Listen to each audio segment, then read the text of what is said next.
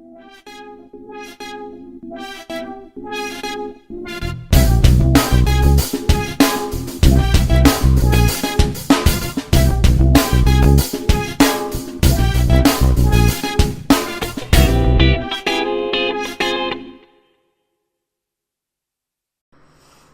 out there, flosstube.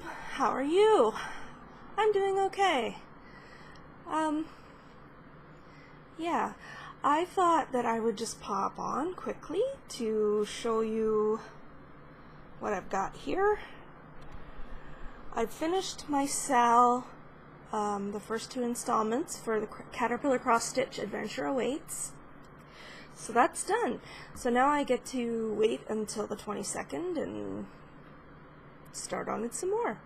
But for now, I've got this going on. It's a dragonfly. Well, part of one, almost half of one. It's really fun. It's a gradation of pinks, like lots and lots of corally pinks, and yeah. There's a lot of colors in there. It doesn't really look like one because they blend so well together, but yeah. So well, in fact, that I was really excited. Now, I know you all out there are going to be on my side with this, that it's easy to get distracted when you're in the store to get fabric and stuff, right? Right. Well, I needed a piece of Ada for this dragonfly project, and I thought, what better than either a cream or maybe something really dark, which I already have, but I wanted, well, you know how it is, you always want more, right? So you don't run out. And I needed some 14 count in a reasonable size, because I don't really have any left that's the right size. So what I have found at my local needle workshop is this really nice, it is 14 count Ada. Whoop. But, and I don't know if you can really tell this, but it's actually a cotton linen blend. So the color that it is because of the linen, the flax in it. It feels different, obviously, because linen feels different. And, but it's kind of fun. I've never been a huge, I mean, I know there are some people that are like kind of fashionistas about their fabrics, like they really want to use, all linen, and even then it's always going to be Zweigart or I don't know, there's the other ones too, like Joblin, Lugana. Those are the ones that I can think of off the top of my head. I've never tried it. I have had even weave, Irish linen. It's really, really nice fabric, but I found it confusing because it's even weave, so the holes are all the same spacing apart, and I find that really distracting and hard to do. I find myself getting like into the okay, 1 thread, 2 threads, 3 threads, and I don't know, I have a really hard time with it. I've watched other people stitch on even weave and other linens, and it just looks like it's easy for them. But I'm like, oh my gosh, I would get so mired in that process rather than looking at a chart and kind of counting, okay, 1 stitch, 2 stitch, 3 stitch, you know, like instead I'd be like 1 thread, 2 thread, okay. It would just be, I don't know, maybe I'm just not experienced enough. So I am a dedicated Ada person because you can see every block clearly. And the holes are where the needle goes. It's not something to be stitched over or figured out, right? It's done for you. It's kind of a cheater cloth, I guess. When I found this, I was stoked. I was like, oh, cool, so I can have that linen-y look without the work. Yay! So, that's what that's about. But, here's the but. Do you see this? In reality, it looks a little bit lighter so you can see it.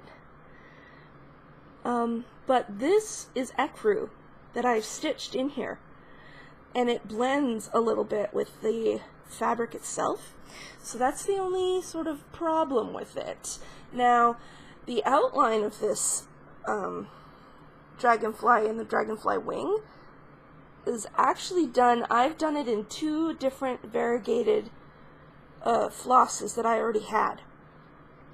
Because the way the pattern is, it's just ecru all the way around, and a very soft white, like a creamy white. And I thought, as I was stitching this, I was like, oh no, that's not going to work. It's just going to look strange. It's not going to have like a clear sort of definition.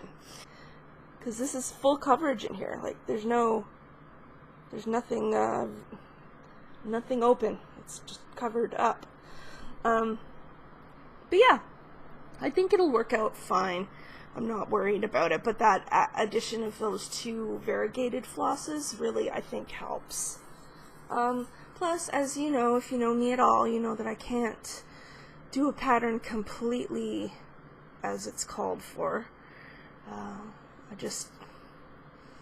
not wired that way, so, oh god, please. So, it's funny how colors can make us feel, you know, like that's how hunter green makes me cringe. This pattern would look really good on it though, because of the corals and pinks and the ecru. It would stand out really, really well. But I'm just like that solid kind of flat hunter green. I can tolerate it better if it's got depth and some shine perhaps, but if it's just a flat color like those pre-dyed Adas always are, they're just like a flat color, they just have no depth or interest, and sometimes that's good, sometimes that's what you want. In other news, I haven't done it yet, but I'm going to, hopefully, maybe.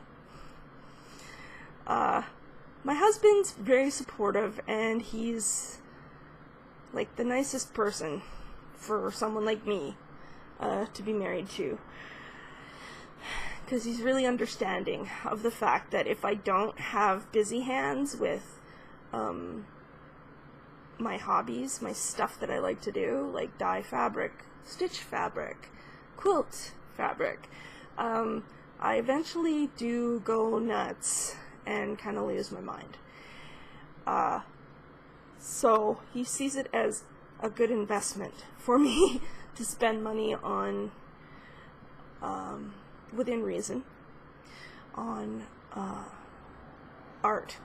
So, having said that, I've been, of course, looking on YouTube at everybody doing diamond painting. Now, at first, I gotta admit, I wasn't really digging it. I thought, I don't know, you guys, this is kinda... Part of my thing with art is I don't like it to look like it might not age well. You know what I mean? There's like some art that just doesn't age well. It's trendy for a period, and then later on you're left with it and you're like, oh my gosh. Like macrame. Y'all know about that, I'm sure. My house was full of macrame growing up that my dad and my mom did in the 70s because it was cool, right? we had those planters things that are made with macrame that you did with wool, and you would put like a basket in it and it would have your plant. Well, yeah, we had it all over our house when I was a kid, and that's just because there was nothing else to do with it. It wasn't particularly fashionable, but we had to use it because we had nothing else to do with it, and it would take up a lot of space if we just crammed it in the basement. I mean, this is long before we could sell it on Craigslist or whatever, obviously. So I don't want to be in that position with anything that I've produced. I don't want to be in a position of being like, oh, really? Why did I make that? Because now I have to, like, deal with it. It might turn into hunter green. I might look at it in a few years and be like, oh, Lord, I can't believe I did that. But I see so many people on YouTube having such fun with it, and there's, of course, as you know, a huge, too huge array of patterns out there. It's like, oh God, way to make it into a real sickness, you know?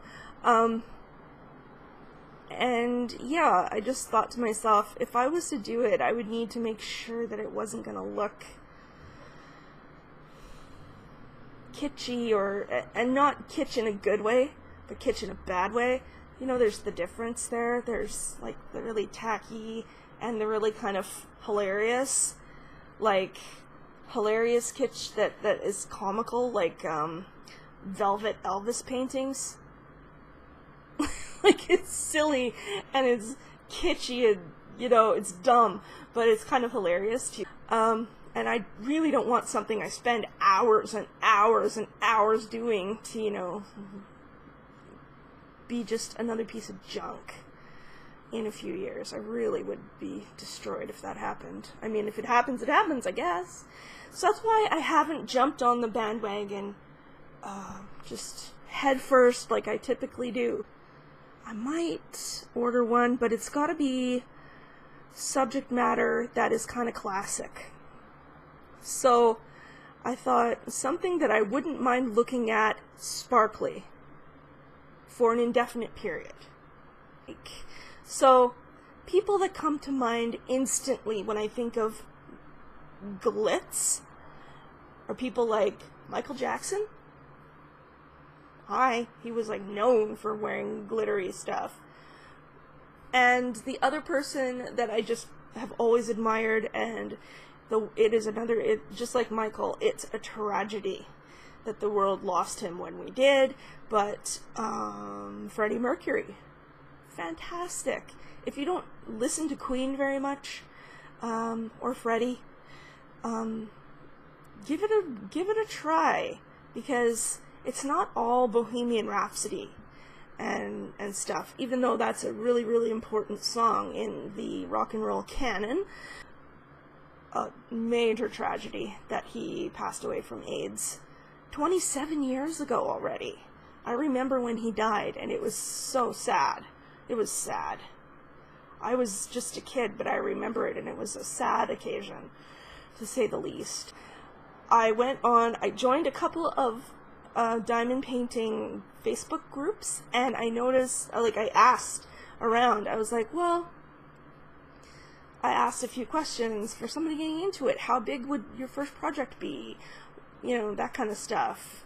And people gave me, you know, posted, I should say, images of, like, their first projects, and told me how big they are, and, you know, their reasons for picking what they did, and whatever. And I was like, I really, really think if I was to do one, it would be a reasonably sized one. It wouldn't be a little one, because I'm an all or nothing kind of a person. I jump right in, right? That way, if I really, really, really, really don't like it, by the end of, like, I will complete a project, because I really hate when they just sit around. But I wouldn't buy another kit. I would wait until I was done, and then frame it and not deal with it anymore. but I thought, you know, if I was to do one, it would be reasonably sized, and it would be a classical kind of subject matter. And I was like trying to find Freddie Mercury images that were in diamond painting canvas form, and I couldn't find anything. And I mentioned this in a group, and this wonderful person was like, here you go, and they posted a link to an AliExpress shop, and the image in the diamond painting is the cover of Freddie's solo album that he did called Mr. Bad Guy. He did that way back in '85 already. And had he not already had HIV, which he did back then, he probably would have gone on to produce more really cool albums. I will insert a picture so you can see it.